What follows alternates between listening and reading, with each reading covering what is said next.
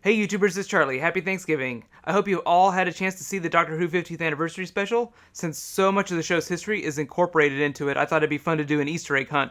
This video is going to be part 1 of that. Be sure to subscribe to get part 2. I'm going to post that on Saturday. There have also been a lot of recent reports about Peter Capaldi maybe being the 14th incarnation of the Doctor, so I'm going to do a video about that next week too. So here we go. All these Easter eggs are listed in order of chronological appearance in the special. First, the title sequence from the first season of Doctor Who in 1963.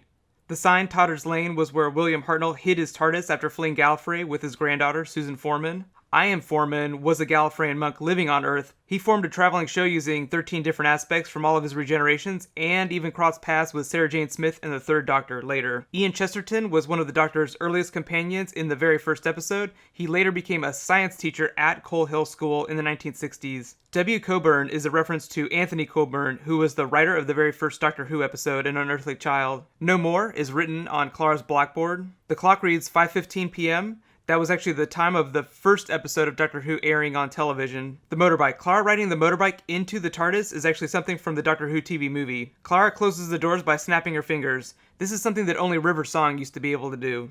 Cocktails on the Moon. There's actually a unit base on the moon manned by Elizabeth Shaw. Osgood scarf. So this is the fourth Doctor's scarf given to Osgood by her mother, Kate Stewart, given to Kate Stewart by her father, given to her father by the fourth Doctor, who mysteriously looks just like the curator of the National Gallery. The Doctor hanging outside of the TARDIS as it flies over London is a callback to the 11th Hour, Matt Smith's very first episode as the Doctor. The 3D painting. So the 3D painting is actually an idea that they took from Nightmare of Eden from the fourth Doctor's run. In that episode, they take things and freeze them in time. A weapon with a conscience. So this is a reference to a Douglas Adams story, Life, the Universe, and Everything. It was also an idea they were going to use for a Tom Baker Doctor Who movie back during the fourth Doctor's run. Sentient Time Lord technology is also a callback to Idris, the Doctor's wife, too. Bad Wolf. So Billie Piper isn't actually playing Bad Wolf. She's playing the living conscience of the moment device. But her appearance is a nod to the super goddess Rose Tyler from Series 1. The Clockwork. So the Clockwork of the Moment is a nice reference to the repair bots from The Girl in the Fireplace. The Horse. The horse is a nice nod to Arthur, David Tennant's horse, also in Girl in the Fireplace.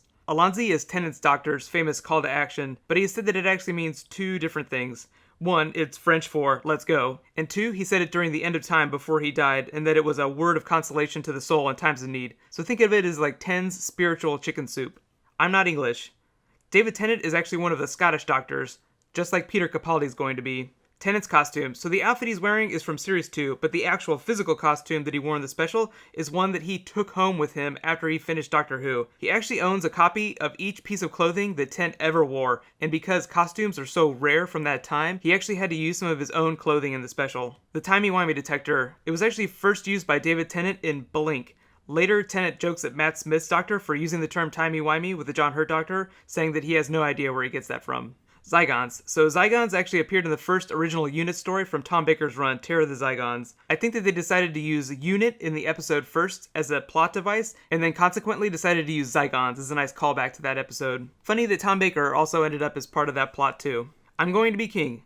So Elizabeth and Ten actually did end up getting married, and since the Doctor has technically not died yet, Matt Smith's Doctor has a legitimate claim to the throne of England. The Five-ish Doctors stone statues. So in Peter Davison's parody documentary, The Five-ish Doctors, the surviving classic Doctors try to get into the 50th anniversary episode, hilariously, and end up becoming figures underneath the white claws, pretending to be statues. The Blowfish. So the Blowfish were actually creatures from the episode Kiss Kiss Bang Bang on Torchwood.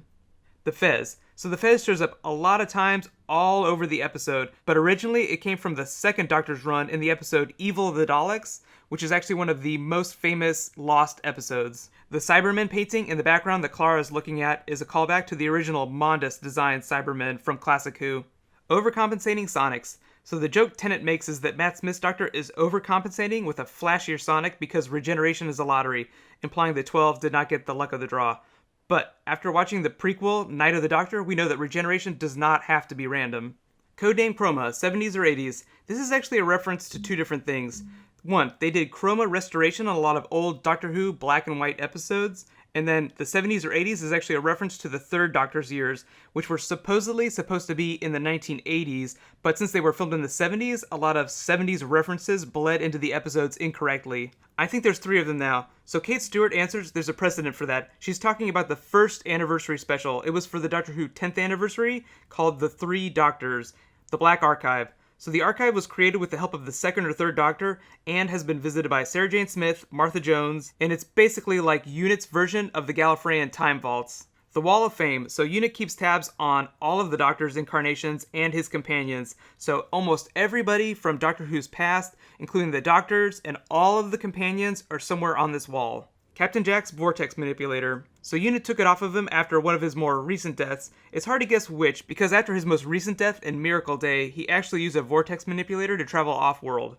So that's it for the first half of the special. There are so many Easter eggs. Part 2 is going to post on Saturday. Be sure to subscribe to get it. If you thought there was any references from the first half of the special, be sure to post them in the comments too. Since it's Thanksgiving and I have a little extra time on my hands, I'm going to be doing a Game of Thrones Season 4 preview and a Legend of Korra Book 3 video on Friday, so you will definitely have something to watch while you're out buying stuff. Right now, click here to watch my review of the 50th anniversary, and click here to get that part 2 video. I'll add the annotation as soon as I post the video on Saturday.